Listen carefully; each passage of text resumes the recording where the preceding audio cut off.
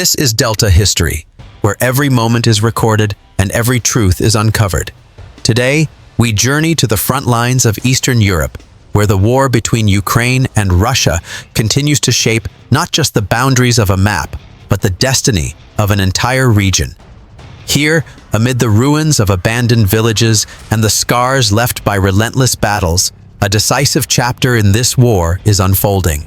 This is not merely the story of troop movements and territorial gains. It is a story of resilience in the face of devastation, of sacrifice in the shadow of danger, and of the unyielding will of a nation determined to reclaim its homeland, one street, one home, and one life at a time. The war in Ukraine has been defined by shifting front lines, sudden offensives, and moments of tense silence where the air itself feels charged with uncertainty. Since the earliest days of the conflict, both sides have fought not only to claim territory, but to hold symbolic and strategic ground, places whose significance is measured as much in their history as in their geography. In recent months, Ukrainian forces have pushed deeper into territories that were, until recently, under Russian occupation.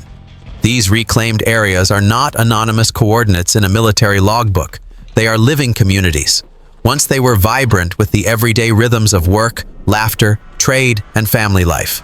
Now, many stand empty, the sound of voices replaced by the howl of the wind through shattered windows. The villages bear the unmistakable scars of war. Roads once bustling with market traders, school children, and farmers are now cratered and cracked from the crushing weight of military vehicles. Fields, once green with crops, are now barren or scorched black. Homes lie in ruins, their walls pitted with shrapnel, their roofs ripped away by explosions. And yet, among the debris, there are signs of defiance. A painted door left intact, a family photograph untouched by the blast, or a flag still hidden in a drawer, waiting for the day it can fly freely again. For Ukraine, these lands are far more than strategic gains. They are pieces of the nation's soul. To retake them is to restore not only a physical landscape, but the dignity, pride, and identity of the people who once called them home. The Ukrainian advance has been anything but reckless. It is the result of calculated planning, careful coordination, and the disciplined execution of a larger strategic vision. The tempo of the campaign is set by intelligence reports, aerial reconnaissance, and intercepted enemy communications. Commanders study the terrain, predict enemy movements, and deploy resources with precision. The offensive moves in a deliberate rhythm. Reconnaissance teams slip ahead of the main force, moving quietly to identify enemy positions. Artillery follows, pounding defensive lines and weakening strongholds. Armored vehicles then roll forward under the protection of infantry units, each movement timed to minimize exposure and maximize impact. Overhead, the hum of drones fills the air, a constant presence in modern warfare. These unmanned eyes in the sky feed live images to command posts, enabling rapid decision-making and preventing costly ambushes. The discipline of the Ukrainian forces sets them apart. Orders are followed, formations are maintained, and objectives are pursued without losing sight of the larger mission. The guiding principle is clear. The goal is liberation, not destruction. When enemy forces are surrounded, Ukrainian commanders often offer them a choice: surrender and live, or fight and face certain defeat. This is not a sign of weakness, but of confidence, and of a moral code that values justice over revenge. Crossing into an abandoned settlement is like stepping into a ghost's memory. Streets are eerily still. Houses stand with their doors open, some as if their owners had only stepped out for a moment. Shops remain stocked with goods that no one has touched for months, their shelves layered in dust. In schoolrooms, chalk-written lessons are frozen in time, the final words of teachers who never had the chance to finish their classes. The air is thick with the scent of soil, burnt timber, and rusted metal. Nature, indifferent to the conflict, has begun to reclaim the land. Weeds push through cracks in the pavement, wildflowers bloom in courtyards, and trees grow unchecked. The silence is broken only by the footsteps of soldiers and the occasional distant rumble of artillery. Then, there is a moment of renewal. The blue and yellow flag is raised over the village square. For those who never left, the few who endured months in basements and makeshift shelters, this moment is more than symbolic. It is the end of a long, suffocating fear. They emerge, some in tears, to greet the soldiers, offering bread, water, and whispered words of thanks. In some cases, Ukrainian troops find that the enemy has already withdrawn, but not always. Small Russian units are sometimes left behind, isolated and cut off from resupply. For them, the choice becomes stark: surrender or face destruction. Loudspeakers carried by Ukrainian vehicles broadcast messages offering safe treatment for those willing to lay down their arms. The promise is simple and clear: surrender, and you will live. Resist, and you will be destroyed. Some hold out, leading to intense, short-lived firefights that echo through empty streets. Others, aware that the tide has turned, step forward with hands raised, abandoning their weapons where they stand. These prisoners are taken into custody in accordance with international law, provided food, shelter, and medical care.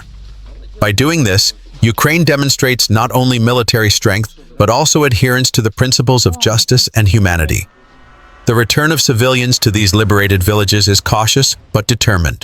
Some arrive on foot, carrying little more than a bundle of clothing and the keys to a damaged home. Others come in battered vehicles, loaded with blankets, tools, and whatever supplies they could salvage. Their stories reveal the hidden war, the one fought not with bullets and shells, but with endurance. Families tell of months spent underground, of rationing food and melting snow for drinking water. Parents describe how they told stories or sang songs to distract their children from the thunder of nearby shelling. Farmers speak with sadness of fields left fallow, orchards overrun by weeds, and livestock lost to hunger or stray shell fire. Yet, alongside the hardship is hope. One elderly woman, standing before the rubble of her house, recalls the moment she first saw Ukrainian soldiers entering the village. "I could hardly believe it. For months, I dreamed of this day, and now it is here." For many, the sight of the Ukrainian flag rising once again is the clearest signal that their suffering has not been in vain. These victories have resonated far beyond Ukraine's borders. Allies in Europe and North America have accelerated deliveries of advanced weaponry, long-range artillery, armored vehicles, and precision-guided missiles. Training programs are expanded, and logistics networks are strengthened to keep supplies flowing to the front lines. Humanitarian organizations follow close behind the troops, delivering food, water, and medical aid to the newly liberated areas. Engineers and reconstruction teams move in to assess damage and begin the long process of rebuilding homes, schools, hospitals, and infrastructure. Yet challenges remain. Supply routes must be kept secure against sabotage.